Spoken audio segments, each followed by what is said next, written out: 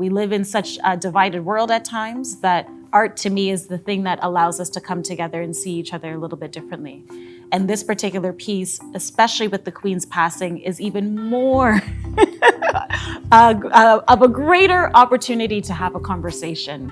And I think that this particular, Hamilton audiences, the people that come, subscribers, new people that'll be coming into this space, will be, hopefully encouraged to spark a discussion with those around them, with those that oppose them, to really see where art can really take us.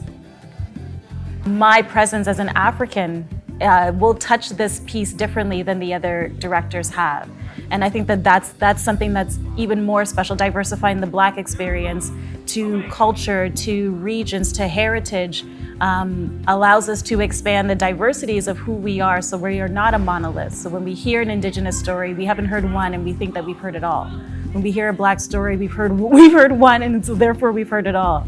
So I think it's really necessary for us to really understand the different stories, the different places, spaces of which we can occupy, and doing so on stages like Theater Aquarius is necessary.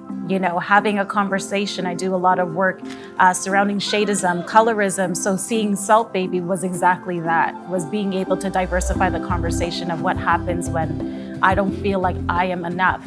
We have been fed a certain truth. And unfortunately, it's only now that we're really gaining the presence, effort, energy to really shift, agitate, combat, interrogate the truths that we have.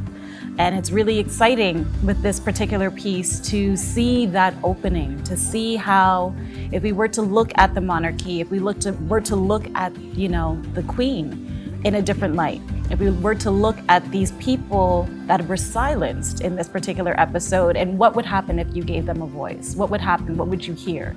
It doesn't diminish the presence of the monarchy, but it just tells a fuller story. And that, to me, is what's important.